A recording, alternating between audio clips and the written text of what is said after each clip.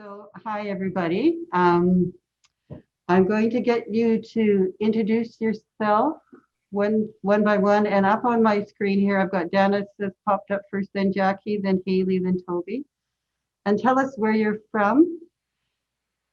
Yeah, so I'm thinking to start one at a time. You introducing yourself. Tell us where you're coming from on the panel, and tell us a little bit about your film, and then we'll go back and ask a little bit more about like why you're a filmmaker or stuff like that. But mostly just give us a couple minutes on your film.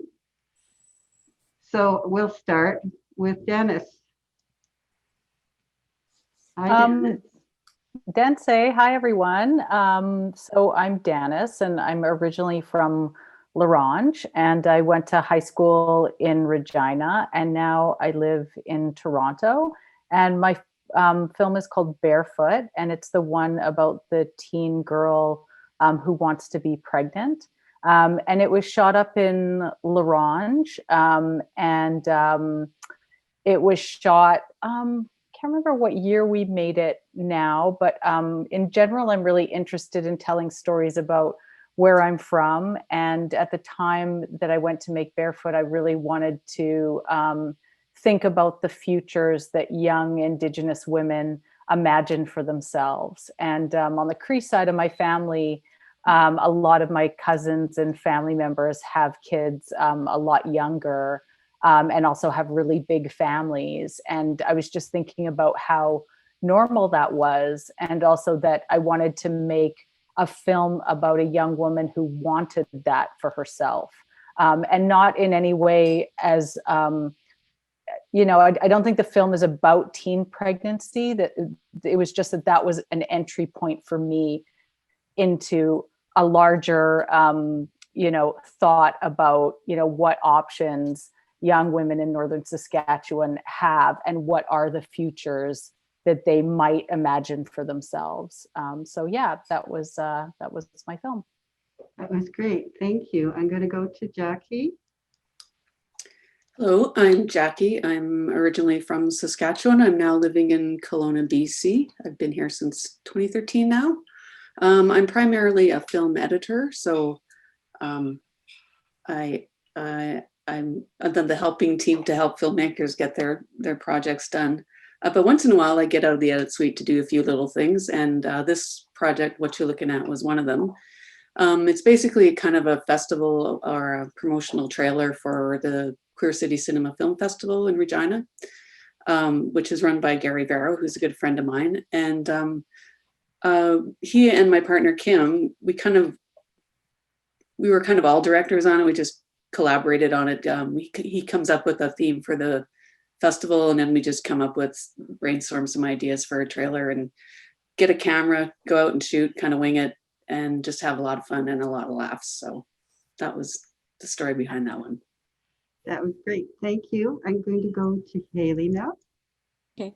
My name is Haley Nicole, and I grew up in Saskatoon, and I moved to Regina to do film school, and then I moved to Moose Jaw, where I'm living now, to focus on animation, just a little bit more of a quiet place to work on that.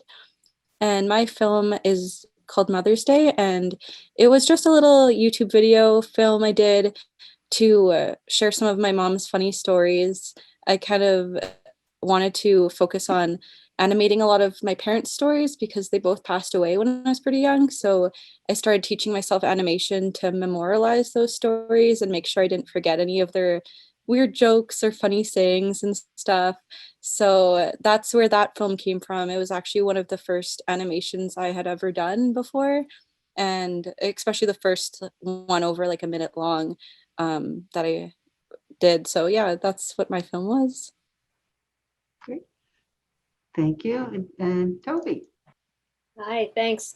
My name is Tobi Lampard. My film was Remember in Between the Forget. And I just want to thank Sandra and the Filmpool for putting this together. It's quite an old film. It's like over 20 years old. So I had to watch it and kind of remember what it was about and how it came about. So yeah, if you'll indulge me a bit, I was a recent film grad when I made the film. there was a grant called Bravo Fact, which supported films about artists. My mom was an artist, so I saw an opportunity to apply for a grant and make a short film. So that's sort of how it came about. My mom at the time was doing a series of work about the male gaze and trying to destroy the male gaze. And her work was, she would paint a black canvas, cover herself in talc powder, and then imprint herself on the black canvas and then paint the imagery based sort of on historically famous paintings and challenging that that gaze. In the film, you'll see little eyes poking out, or not, well, painting, looking at the viewer. And those are sort of challenging the viewer to be looked at just as they're looking at the painting. So she also was a journal. She writes a lot. So her paintings were quite sort of academic in one way, and her writing is very emotional and private about her life. So we tried to merge those two worlds together, the painting aspect and her life. And watching it, I was like, wow, were we brave and crazy? Like, she was in her mid-50s. I was just out of film school. And I'm like, yeah, let's do nude paintings and go for it. And after I look at it, I'm like, oh my gosh, what did we do? So yeah. So thank you, Sandra, because I haven't watched the film for a long time. So it was a trip down memory lane. So that just sort of gives you a perspective of everything that's going on, and hopefully that maybe gives some insight to the process in the film itself. Thank you. And the reason I invited you for is because you're representing a little bit of different aspects. The films that you did are coming from different places. Jackie, we started with yours because you're asking people to really look. And Danis, yours is talking about a young girl's aspirations. Yours is Haley, yours is talking about your relationship with your mom, and in a way, so is yours, Tobi. For this next question, I don't know if it's something you can answer, but I just wanted to ask you why you make film. Is there any reason why, any part of it you prefer? And we'll just do the circle again. We'll start with you, Danis. Why do you make film? Well, first off, I think when I was growing up in Saskatchewan, I never thought that film could be a job or a career. And I'm just about to reveal how old I am, but I used to take my parents' VHS camcorder around Regina with my friends and just make a bunch of stuff. And we just considered it to be really fun. But yeah, I didn't really think that I could actually do it. And then I got my first job on a film set on Big Bear, which was shot in 1998. And it was a CBC miniseries about Chief Big Bear. And for me as a Cree Métis woman to be on this set with like an all Indigenous cast with, you know, the late Gil Cardinal at the helm of such a large scale movie, you know, like the first day that I was on set, it was like magic. And I just completely like fell in love with what this was. And I was just done, you know? And so I started working in casting, but I think I didn't realize at the time how lucky I was to be on that as my first film experience, because I then started to really hunger for more representation of myself as a Cree and Métis woman, because I didn't really see that anywhere. And I was working in casting, and I eventually moved around. I would follow the work. So sometimes I would work in Alberta and eventually came out here to Ontario. But, you know, at a certain point, I realized that I worked on different jobs and I was sort of getting disillusioned with just the misrepresentation of our people on screen. And so I looked around and I thought, like, we have to make our own stories. We got to tell, you know, we have to make film. And so I kind of looked around and I was like, who's going to do it? Who can do that? And I realized that, you know, it's that I just sort of asked, why not me? And so I went and took a film workshop and made my first film, and then just slowly started to chip away at attempting to do this because I felt like it was so necessary. So yeah, that's how I kind of got into it. That's great. Thank you. Jackie, I know you do. I know the last screening I did, you were the editor, or at least the co-editor on almost every film. And you said here that you once in a while get out and get behind the camera and do other things. Why do you make film? Well, I'm always kind of a little bit cautious about calling myself a filmmaker. I have made some films, but I help people make their films. I wasn't a born film person. I was very interested in visual things.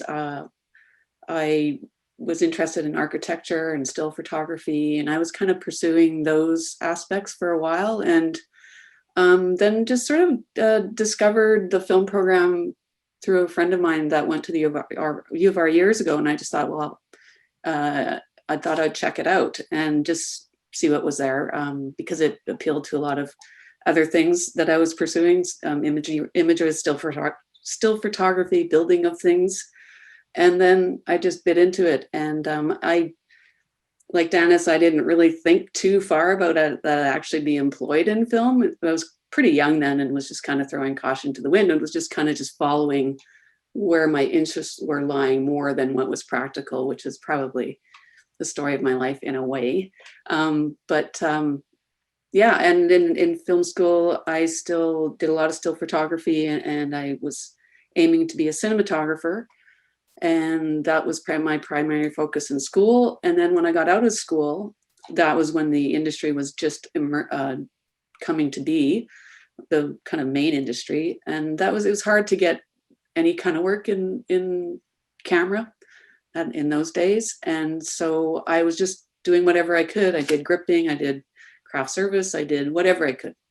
And but one of the areas that people really didn't like working in at that time was post-production or editing. So I just took those jobs just to stay working, and the rest is history, I guess, 30 some years later. And you must do it well, because I see your name in the editing part of just about everything I've been looking at. Thank you.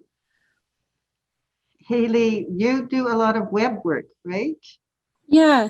Originally, I started out doing a lot of acting when I was like really young. I thought that was going to be what I was like really passionate about forever. But then slowly, I think I was like 11 when I first picked up like a camcorder, and I started getting really involved with creating films. And then I went to like a film-based high school in Saskatoon where like we still did English and all that, but it was incorporated with film. So like English was like script writing, and we got to like make movies and stuff. So that really taught me about like everything about filmmaking, and I started working on all aspects of the film jobs and everything. And then once I started going to university, I had more and more ideas for films I wanted to be making, and especially ones about my parents and ones that I really wanted to do, but I never really had like the time to do. So then I started teaching myself animation to kind of be able to make it in my own time. Whenever I just had a little space of 5 minutes here, 10 minutes there, I could just start working on a little animation about that. And I realized that I love animation, and that's like where my passion's at. So that's what I've been doing ever since. And yeah, I think that's really what I'm happy with right now. Thank you. And Tobi? Yeah. Yeah, I would agree. I don't consider myself a filmmaker. After film school, I moved to Toronto, and from there I started working in television. I was an associate producer for Factual TV for quite a while. And then I came back to Regina, and I continued working in television, producing and developing, but not really doing much of my own work. And then I moved into government, and I've been there for quite a long time. So yeah, I sort of see my role now as supportive to the wonderful filmmaking community we have in Saskatchewan and in Canada and around the world. Big fan of film. So recently I make some short films. I see it as a hobby. I really enjoy doing it. So I make some short films here and there. But in terms of like a career, I wouldn't necessarily consider myself a filmmaker. Thank you. I hear from all of you that you've all done a variety of the jobs, worked your way around the different jobs that are involved in filmmaking. From my perspective, when I'm doing my research on this 100 Years of Saskatchewan Women Filmmakers, I was starting out mostly looking at the directors, but all the roles are very important. So I just wanted to throw that in for you people who are saying you don't consider yourself filmmakers. And that kind of leads me to the next question. Saskatchewan. So those of you who are still here, you sort of touched on why, and those of you who moved away, you sort of touched on why as well. Did you want to just talk a little bit more about why you felt you would be better where you are now? Is that something you comfortable talking about? No? Sure. Yeah. So I moved away from Saskatchewan, I think around the year 2000. And at the time, I was mostly working in the casting department. So I was following the work, as I mentioned before. So sometimes I would go to Alberta to do work. And then my husband, who actually is a graduate of the U of R film program, Tony Elliott, he really wanted to pursue screenwriting, and he got into the Canadian Film Center. And so we came out to Toronto, and that's what prompted it. And then it was sort of like we started to just live and work here, and then we just never left. But I, endeavor to tell stories about Saskatchewan, and I think as an Indigenous person, because it's my homeland, and the Cree language is there, which is I do a lot of work in Cree or partially in Cree, and so that connection back to home is really important to me, and so I come back quite a bit. And I also try to stay connected through a Cree language group that I connect with online. I also should say that here in Toronto, there's kind of a cohort of us from Saskatchewan. So we've got our little bubble. And Christine Kleckner, who is the producer of Barefoot, is a Moose Jaw gal.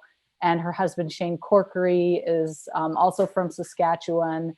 And my closest friend that went to high school with me in Regina, Liza Kiriko, is still my closest friend here in Toronto. So my close-knit friend group are all Saskatchewan folk. And so there are lots of ways in which we feel like we're sort of, relocated here, but that we kind of keep a community. I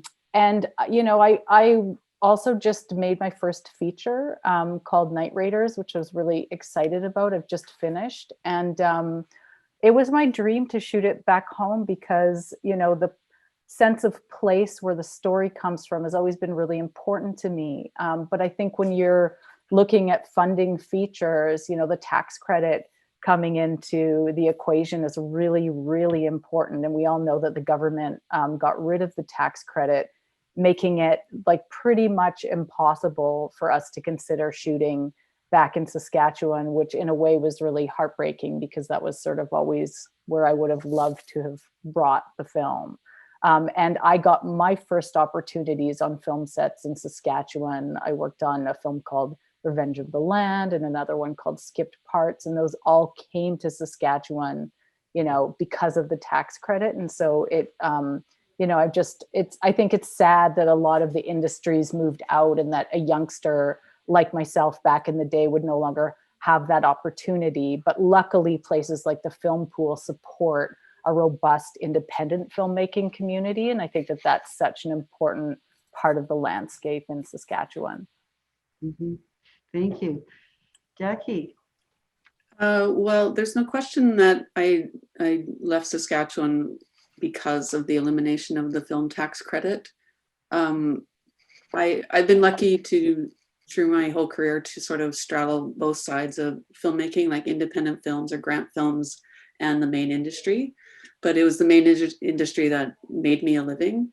And without that tax credit, the the industry just dissolved, and it was starting to dissolve prior to that with the elimination of SCN and Sasfilm. And so yeah, it was really a heartbreaking time, and it wasn't something I really planned for. I never had my eye on the next province really ever, because I had a good life there, and it was a great film community, and mixed in with the arts community there. There was some really heady, good times of art and film in Regina. So I left. It was hard to know where to go when you have to choose anywhere in Canada. It's not that simple. I ended up coming west. Didn't go all the way to Vancouver because I couldn't really afford to at the time. But after leaving Saskatchewan, I still work with a lot of people that I worked with over the years there. Their friends are spread out across Canada now, but I still get to work with them somehow. Not as often anymore, but still, I'm doing a little thing with Java Post in Regina right now, and a friend Steve Suderman, who's now in Winnipeg, and then I've got some Kevin DeWalt shooting a film in Kelowna next month, and so I still manage to hang on to friends and colleagues. But yeah, I think it was a really unfortunate decision from the government there, and yeah, it really fractured a really good thing that was going on. But I mean, there's some great people doing great films there still, which is awesome. And the Filmpool is important to all that. And Brian makes films, and Jason Britsky, and there's still some really active filmmakers, Diane Ouellette, which they all do great work. And I'm so happy to see them still continuing to do that work in spite of all that's happened. Thank you. So Haley, my question still applies to, have you thought about leaving, or haven't you left Saskatchewan? I really like Saskatchewan because it is such like a friendly, quiet place, so I can focus on my work. And I guess I'm in a unique place where animation I can do for like anyone virtually online. Like I'm working with people from LA all the time, and I find that people in Saskatchewan often hire me because I'm from Saskatchewan, but people outside of Saskatchewan hire me because I'm from Saskatchewan, just because it's like different. And I've gotten a lot of work that way. So I kind of like being able to have the best of both worlds. And it's kind of cool. I worked on a film in March about 420, and it was an LA film, and there was a bunch of like Disney actors and stuff on it. So it was really cool being able to say like I was from Saskatchewan and kind of represent something of like us from on this film. And yeah, I just really like the atmosphere here. I can't imagine I would ever want to leave, especially being able to work with people from all around the world. Yeah. Thank you. And Tobi. Well, my career path just sort of brought me back to Saskatchewan. My partner teaches at the university. So yeah, and then my career opportunities, working more administratively just led me to a different path. So I was able to stay in Saskatchewan, and it's been lovely because I've been able to raise my family here, and it's I was fortunate in some ways, but yeah, it's the Filmpool is great, and the talent that's here is amazing, and to be able to support it in any way possible, I hold dear to my heart whenever I can. Great, thank you. So we're going to close up pretty soon, but I'm wondering if you have any questions to ask each other, or any comments that you wanted to share. I just wanted to say this sort of speaks a little bit to Haley's situation too. Like working remotely has come a long way, and we can work from quite a far away nowadays. I'm working right now on a series in Vancouver, which I'm connected to the network there somehow mysteriously.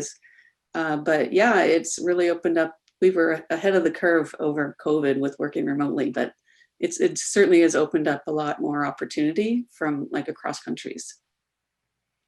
Mm-hmm. Thank you. Anybody else want to talk about? Oh, can I just say one more thing? I thought it was a really interesting collection of films that you put together. It was just it was diverse, and like old films, new films, a variety of genres and styles, a really strong collection. So thank you for putting that together. And it must have been difficult to narrow it down, I'm sure. Actually, yes. And when I was first asked to do it, it was meant to be all online. It was just when COVID came. So I thought, well, I'd have difficulty finding enough digital work or work that could be converted easily, but no problem.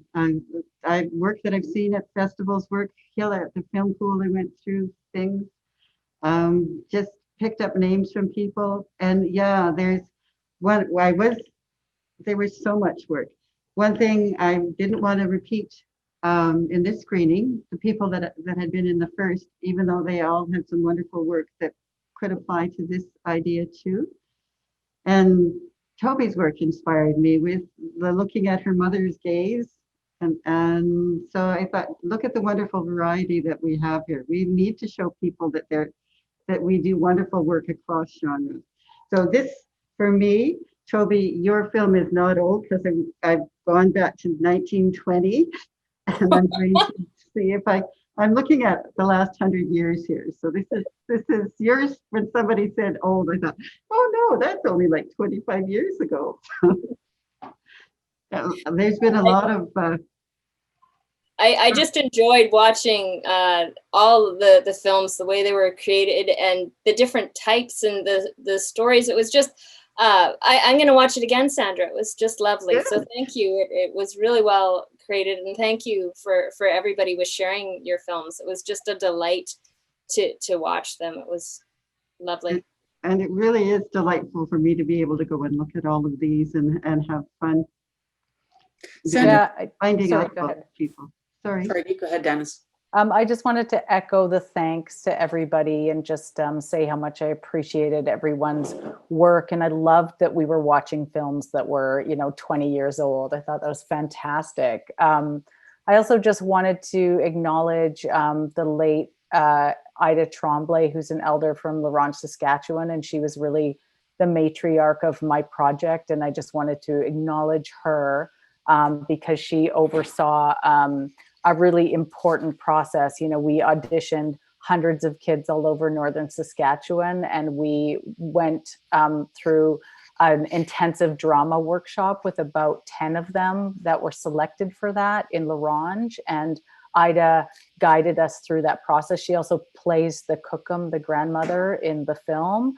But her presence really helped keep us all on the right path throughout the workshop leading up to shooting. And all of the kids in the film had never acted before, and I'm just so proud of what they did. And so it would, for me, that trying that process up in the north was something that I was trying for the first time, but I just wanted to acknowledge all of the people that helped make that happen. Yes, thank you. Anybody want to say anything else? Couldn't you just remind me, Sandra, how is it that you got to doing this? I went back to university. After I left the health district, I went back to being, I'm a multidisciplinary artist, and I was going to start working on installation and put projection in it, and I took a film class so I could figure out how to do it and fell in love with film.